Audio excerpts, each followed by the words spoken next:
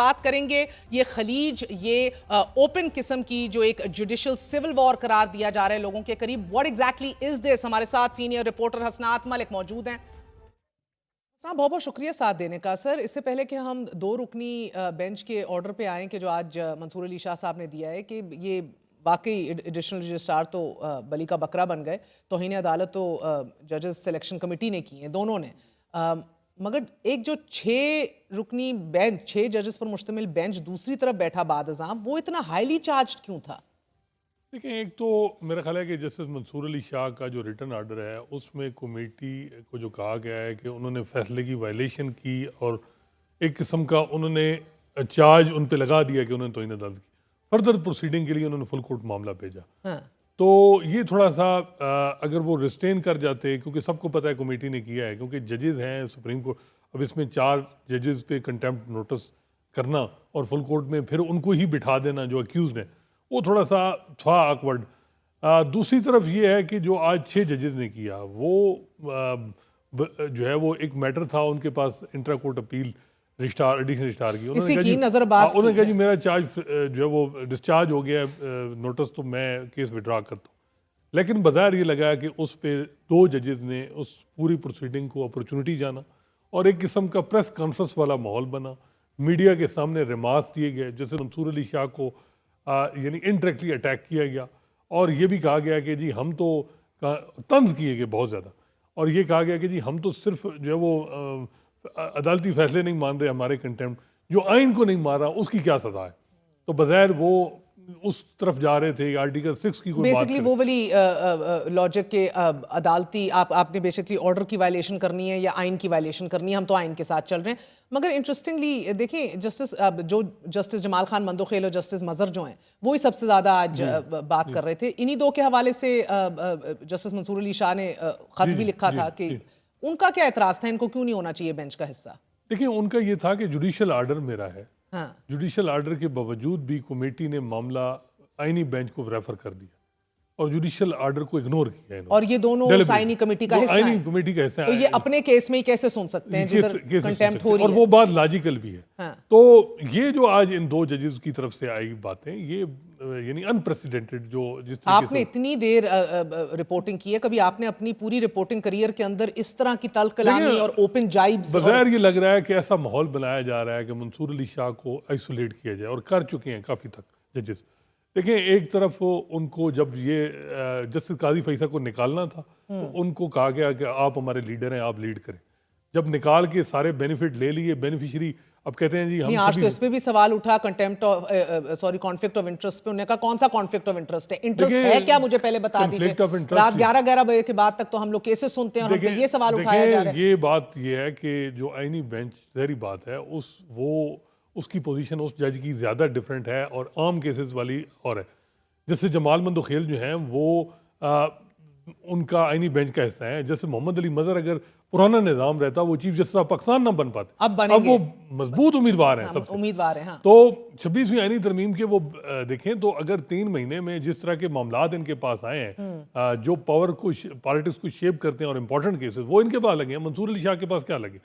ये अगर ये समझते हैं, सिंध हाई कोर्ट में हमने देखा है कि एक जज ने कहा जी कि हमारे और जज नहीं, सीनियर जजेस को आपने इग्नोर किया, और उसमें जस्टिस जमाल भी थे उस हिस्सा जिन्होंने 9वें नंबर के जज सिंध हाई कोर्ट को आईनी बेंच का सरबराह बनाया। वो हमेशा तस्करा भी करते हैं इस बात जी का। जी। तो वो एक जज ने सिंध हाई कोर्ट में कहा जी कि मेरे 8 सीनियर जजेस को इग्नोर किया गया, मैं आईनी बेंच का हिस्सा नहीं बनता। जमाल मंदोखेल साहब भी अगर ये बात करते तो फिर बात थी। वो कहते हैं जी मुझे आइन का तकाजा है, मैं बैठता हूँ। तो आइन में तो आर्टिकल 211 में बड़ा वाज़ेह है कि सुप्रीम जुडिशियल काउंसिल की प्रोसीडिंग किसी कोर्ट ऑफ लॉ में चैलेंज नहीं हो सकती। यहाँ फिर इफ्तिखार चौधरी हों या काजी फैसल हों, उन्होंने फ़ायदे उठाए। खुद 209 आर्टिकल बड़ा क्लियर है उसकी लैंग्वेज। जैसे जमाल मंदोखेल ने मज़ाहिर नकवी को रिटायरमेंट के बाद कहा कि उसके खिलाफ कार्रवाई हो सकती है, हालांकि टैक्स में ये चीज़ नहीं है, आइन में ये चीज़ नहीं है, लेकिन उन्होंने आइन की तशरीह की है। तो आइन की तशरीह जो है वो मुख्तलिफ फैसलों में जो मंसूर अली शाह बात कर रहे हैं, और इस पे बज़ाहिर ये लग रहा है कि उनको इस तरह एक मौजूदा हालात में एक तरफ बेनिफिशरी है 26वीं आईनी तरमीम के, जो सबसे अहम केस था वो 26वीं आईनी तरमीम के खिलाफ पटिशन 3 महीने नहीं लगाई गई। कोर्ट पैकिंग हो रही है, हाई कोर्ट में अपनी मर्जी के जज सियासी जमातें लगा रही हैं, सुप्रीम कोर्ट में अब 8 जज जो हैं जो आ रहे हैं, उसमें वाज़े तौर पे हुकूमत अपनी मर्जी के जज चुन के लाएगी, यहाँ कोर्ट पैकिंग हो जाएगी। अब 26वीं यानी तरमीम बेशक फुल कोर्ट सुन भी ले तो हुकूमत ने उसका माहौल बना लिया है, अब वो उनको मसला नहीं है। तो इसमें ये जजेस से सवाल तो होता है कि ये आईनी बेंच के हिस्सा थे, जैसे जमाल और जैसे मोहम्मद अली मजहर, जैसे अमीनुद्दीन खान, सबसे पहले केस इनको 26वीं यानी तरमीम का लगाना चाहिए था। इन्होंने 3 महीने डिले क्यों किया? और एक तरफ अगर डिले किया तो जजेस की अपॉइंटमेंट को रुकवाया क्यों नहीं कि जब तक हम तरमीम पे फैसला नहीं करते आप रुक जाएं, आप मजीद ये सिलसिला रोकिए और इंडक्ट ना कीजिए। आज भी एक्सपेक्ट किया जा रहा था कि ये फैसला एक आर्डर आएगा कि जो मजीद अपॉइंटमेंट है थोड़ी रोकी जाए। लेकिन नहीं है। मुझे याद है 18वीं तरमीम में जब इस तरह का मामला आया तो इफ्तिखार चौधरी ने वो चीज़ें फिलहाल रोक दी थी कि जब तक फैसला ना हो कि ये सीरियट फीचर की वायलेशन तो नहीं हुई जो आईनी तरमीम 18वीं तरमीम में हुई। जब अप्रूवल हुई तब जो है वो जजेस की अपॉइंटमेंट हुई थी उसके बाद। लेकिन यहाँ हमने देखा कि जजेस अपॉइंट हो रहे हैं, आईनी बेंच बन रहे हैं मर्जी की हुकूमत के, और दूसरी तरफ सारा इल्ज़ाम जो है वो मंसूर अली शाह पे लगाया जा रहा है। तो मेरा ख्याल है कि ओथ दोनों जजेस का एक है। तो तकाजा तो ये है कि यहाँ जो है वो सुप्रीम कोर्ट की बात की जाती और कहा जाता है कि जी नहीं, हमारे सामने जो 26वीं यानी तरमीम के बाद टेक्स्ट है वो बड़ा क्लियर। देखिए आइडियल सिचुएशन में हसनात, आज जब 6 रुकनी बेंच बैठा था और विड्रॉ करना चाह रहा था आपका एडिशनल रजिस्ट्रार, विड्रॉ करके मामला खत्म हो जाना चाहिए था उधर ही, जिस तरह अतर मिनल्ला साहब ने भी कहा, ठीक है ना। मगर ये बात बढ़ाई गई, सुनी गई, मजीद सुनी गई, और उसके बाद आप कह रहे हैं कि आपने कभी इस तरह के रिमार्क्स और ओपन बैशिंग नहीं देखी। मगर देखिए, बल्कि एक जज पे तो आप देखें डायरेक्टली आर्टिकल 6 की बात की गई ना जी, आइन की वायलेशन आप कर रहे हैं तो, और इतने तंज किए गए बहुत ज्यादा। तो मेरा ख्याल है कि मगर आप जो कह रहे हैं मंसूर अली शाह साहब आइसोलेट हो गए, आज अतर मिनल्ला साहब ने भी जब ये बात हो रही थी, जब जस्टिस मंदोखेल और जस्टिस मजहर साहब बात कर रहे थे, मेरा जज तेरा जज अब बैठेंगे नहीं, जजेस कमेटी में नहीं बैठेंगे, अगला कोई इल्जाम लगा दिया करेगा, ये क्या तरीका कार है, यू नो, ये इसको तो इंडोर्स किया अतर मिनल्ला साहब ने। देखिए अतर मिनल्ला साहब भी मेरा ख्याल है कि उन जजेस में से हैं जो समझते हैं कि मौजूदा हालात नहीं है कि हमें जो है वो इस किस्म की कंट्रोवर्सी विद इन इंस्टीट्यूशन बनानी चाहिए। वो कहते हैं कि सुप्रीम कोर्ट में फ़िलहाल यूनिटी हो, 26वीं यानी तरमीम हम तब टेकअप करें जब हालात बाहर के मुवाफिक हों, हुकूमत थोड़ी कमज़ोर हो, क्योंकि हुकूमत ने भी वाज़े पैगाम दे दिया है जो अमीनुद्दीन खान साहब की जूरिस्प्रूडेंस है आईनी बेंच के सरबराह की, कि अगर फैसला एक इदारा समझता है कि गैर आईनी है तो फैसले पर अमल दरामदी ना कर। और इसी वजह से बिलावल भुट्टो जरदारी की स्टेटमेंट भी आपके पास है।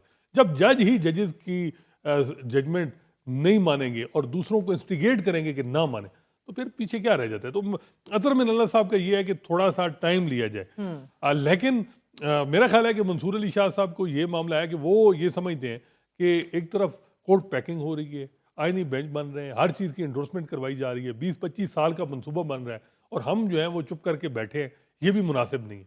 तो ये एक मसला आ रहा है।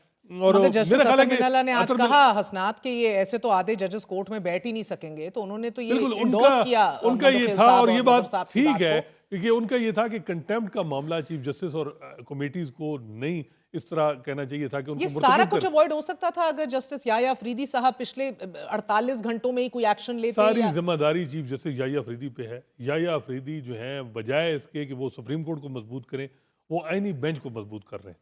और उनके सामने जब जस्टिस मंसूर और जस्टिस मुनीब ने मामला रख बीइंग कमेटी मेंबर कहा था कि फुल कोर्ट बनाएं, 24 आवर्स के बाद तो फिर उन्होंने नहीं बनाया। उन्होंने जुडिशियल कमीशन की मीटिंग बुला ली और जो हुकूमत चाहती थी, हुकूमत को उनकी मर्जी के जज आईनी बेंच का हो गए और कहा जी कि आईनी बेंच का मामला है, जिसकी वजह से मंसूर अली शाह साहब कहते हैं हमारा तो एक ही वोट होता है और वो एक ही आता है हमारे बंदे के, तो दूसरे पे 11-11 अगर ये फुल कोर्ट याया अफरीदी साहब बना देते। और फिर जो जैसे मंसूर अली शाह ने अपने आज खत में बात की, अब खत था उनका, वो यहाँ आज ऐसा लग रहा है कि उसका जवाब भी जैसे जमाल ने अपने रिमार्क्स में दिया कि जी कन्फ्लिक्ट ऑफ इंटरेस्ट हो, वो तो एक एडमिनिस्ट्रेटिव खत था, उसका जिक्र ही नहीं किसी आर्डर में, आप कैसे उसको बात कर रहे हैं। वहाँ ये बात हुई कि जैसे याया अफरीदी ने, मंसूर अली शाह कहते हैं कि वहाँ बात हुई कि मैं 4 रुकनी बेंच बनाऊंगा।